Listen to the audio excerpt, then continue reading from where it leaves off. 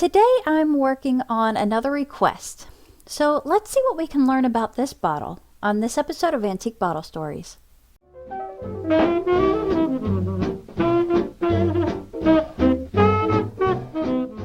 So I got this request from Joe to look at these medicine bottles from Covington, Kentucky with the name G.A. Brenckman on them. And I really like the design on these. So our story starts with George August Brenckman. His parents were George and Joanna. His mom, Joanna, died at age 38 when he was about 17, so his dad remarried. His dad also served as a councilman in Louisville, it looks like. I'm not sure what position exactly, but he's listed as being on the lower board.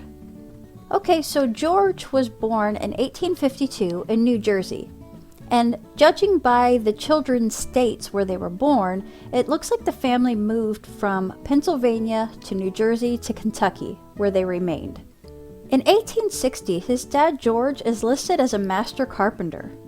I would have loved to see his work, wouldn't you? 10 years later, in 1870, little George is now 18, and he's ready to start working. He's working as a clerk in a drugstore. His mom would have just died last year. Lizzie is his dad's new wife. I really hope she was a nice stepmom to those 5 kids. The following year, in 1871, George has moved out. He's living in Covington now, and it says that he's still a clerk. I would assume he's still working at a drugstore. 5 years later, 1876, he's still a clerk, and now he's living at the Clinton Hotel. Of course, I had to go see if Clinton Hotel is still around. It says Clinton Hotel was on Madison Avenue. Here's a Historical Society article that mentions Clinton Hotel, and it says that it was on the east side of Madison between 5th and 6th. Now, remember we're talking about 1870s here.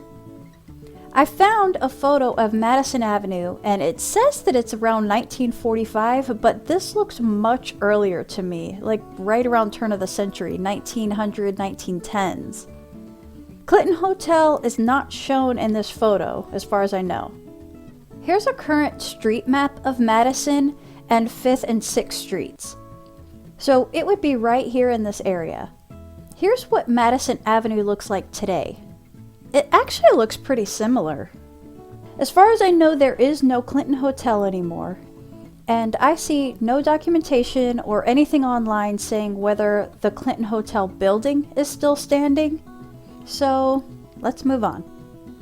4 years later, in 1880 directory, it says that he's still a clerk and he's still at that hotel. 4 years he's been living at that hotel. But the same year in the census, it shows that George is a druggist, and he's at his father's house. So I'm wondering if maybe he's living at his dad's house part-time and maybe the hotel part-time. I don't know.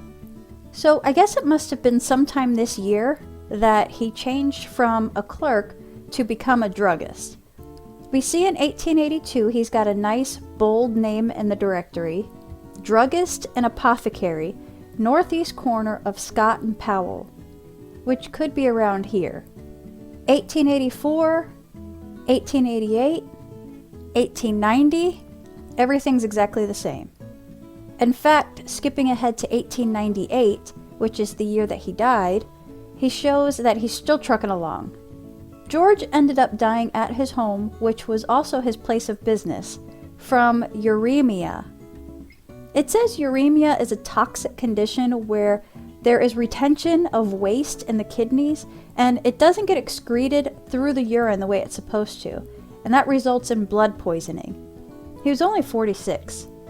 2 years later, in the 1900 directory, it shows his wife is widowed, obviously, but up until now it never even mentioned her anywhere. It doesn't even say her name here. It just says Mrs. G.A. Brenckman.